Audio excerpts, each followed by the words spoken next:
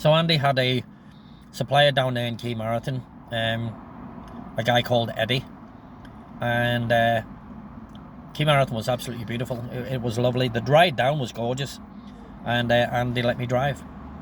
So once we cut through Miami, and we got onto the highway, and then we headed for, you know, the Keys. Key Marathon was signposted. It was a nice leisurely little drive, and I didn't like speed, and Andy didn't like speed. And even though, you know, the speed there was 70, you know, Andy was quite happy enough to, you know, stay in the slow lane at, you know, 60 or 65 miles an hour, which just suited me as well. Andy didn't really speak very much when I was driving. He just continued to do his paperwork, and he would look up every now and then and just make sure that I hadn't missed a turn or anything like that, because everything was signposted very, very clearly. It was a nightmare sometimes in the city to get out of the city, because certain roads could be blocked by the police. There might have been an accident, and then we had to circumvent and obviously find another avenue, and Andy would always keep me right on that, and I was learning quickly.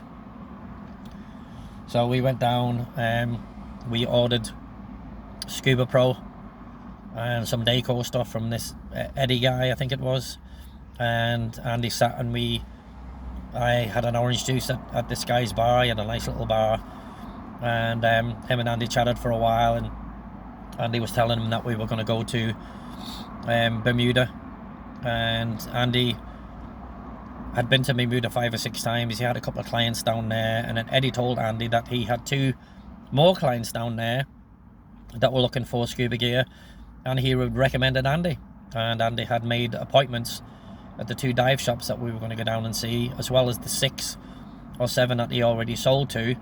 So that was possibly another 2 clients for Andy, and Andy was over the moon. So I was looking forward to flying, taking off, and doing all the trim and everything, and doing the pre-flight checks, and looking forward to getting to Bermuda.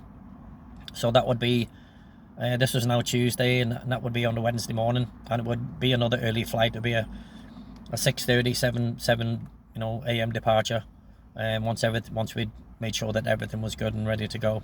So we spent the day picking up bits and pieces, stopping off to eat, and as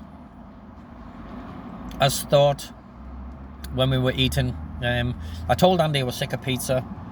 I told him I was sick of Burger King and all this type of shit, and, you know, even though it was fast food and it was nice food, it wasn't the type of food I really wanted to eat. And Andy was okay with it. You know, Andy was okay. He thought that was the type of food I wanted. He said he apologized, that he should have asked, but he just thought that, you know, it was quick food for us. And I just said I want, you know, rice and beans and, you know, vegetables and salad and stuff. And we went to a place called Golden Corral, and it was a big walk-in type diner restaurant, and it had just trays of everything: steaks, chicken, fish, everything that you thought could be in a place would be there. And it was $10 as much as you can eat. And so I headed for the steaks, and they weren't great big steaks. They were little thin minute steaks, lovely. And I picked up 3 or 4 of these things, and some salad, and a bit of rice, and, you know, some nice iced water. No more fucking Cokes, you know, very little coffee, proper fresh orange juice, squeezed from oranges. You could see them being squeezed, and it was just, there was no sugar in them or nothing. Absolutely beautiful Florida orange juice. And I felt really good eating that, and took a mental note that there was 2 other Golden Corrals not far from where we actually lived, but I'd made a point to go to Kroger's, which was a big store, and just start buying my own fresh food, and, you know, and just cooking and preparing my own food the way that I did in Belize, and just eat cleaner, exercise more, you know, rather than being bored and just sitting in and fucking watching, you know, every rerun of Jacques Cousteau that, you know, that was ever there. I needed my time. I needed me time, you know. And Andy had actually told me there was a little Planet Fitness 24-hour gym a couple of miles from where we lived. So that was good. He was a member, and he said, "I'm sorry," he says, "I didn't mention this." So sometimes when Andy was going out, Andy would go to the gym, and he said, "I'm sorry." He said, "I didn't, you know, I didn't stop to think, Call." He says, "You know, with the bit of weights it goes and you exercise in the backyard." He says, "I never thought to ask you." You know, he said, "I'm really sorry." So he'd be taking me there. I'd be getting a year's membership, and I'd started going to Planet Fitness on a regular basis, and that would be making me happy as well, because just sitting in the house and my whole lifestyle changing from, you know, walking, as I say, in the sun, and I was beginning to lose my tan. I was fucking turning white again, and I just felt unhealthy. And you know, so I'd be making a little bucket list of things I was going to do when I go back to the house, and putting them up on my wall, and just having reminders in the kitchen of what to eat at breakfast, when to eat, and how much to eat, and just get back on track with that, and just getting myself mentally and physically back on track again, rather than sitting in the house like a fucking couch potato, which is something I couldn't understand, that people would do this on a regular basis and just be happy with it. So that just wasn't me. The year and a half, nearly 2 years that I had been down in San Pedro, my health was through the roof. My fitness, my cardio, you know, being ripped up all the time, and just, you know, looking tanned and feeling great, you know, was had started to slip away, and that was my fault, and it wasn't happening. So I had resolved myself to fix that. Anyway, picked up lots of gear, went from Key Marathon back into Miami. Can't remember the name of the dealership there where we went to get the tanks. We picked up 20 tanks, aluminium ones, not steel. They weren't pre-filled, but they were brand new, hot, off the press, and we checked them over. We checked the O-rings, the valves, and everything was just looking really, really good. And so we were now fully loaded with gear to load the plane, and get ready for early departure in the morning time.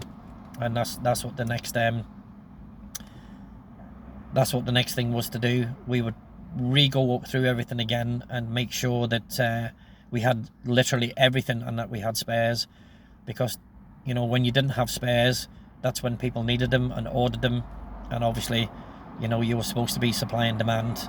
And Andy just made sure that he had bags and bags of hoses, and, you know, extra fin straps, and, you know, snorkels, and, you know, and mask straps and masks, and, you know, weight belts without the weights. He just had everything, stacks of everything, and he made a tidy little profit selling that as well, because he bought them himself, and so the money that he made on them, he kept. And yeah, loads of little tricks that Andy had taught me to do, and I remembered everything. And then, not far down in the future, I started to buy that stuff myself and make some money doing that once I got round the islands as well. And Andy didn't mind, you know, it was all about us making money. And Andy lived for the Benjamins and the dollar bill. His life just revolved around making as much money as he could. So because Andy was fixing up another VTail plane, and he was putting a lot of money into that, and obviously it was costing him money to service and replace parts on his Piper Aztec as well. And I think he was also funding his son's business in St. Thomas as well. So I'm not too sure about that. I never asked Andy what he did with his money. Obviously it was his own business, and he's, you know, his own personal business. I was all about making money for me, because I was hoping at some point in the near future that I would have enough money to start, you know, a dive shop of my own down in San Pedro, or somewhere equally as nice. And that was the plan for me. So we got back home, we checked everything off. We didn't stay in the house very long. Andy shot upstairs and checked on Tom, and Tom was awake and he was okay. He was eating and drinking a couple of beers and watching TV, and Andy told him that we'd be back in a couple of hours, that we'd be at the airport if he needed Andy to ring Hangar 92 and speak to Jeff, and Jeff would get us. And we headed to Miami to load all the gear up, and it was going to be a nice early start the next morning for Bermuda.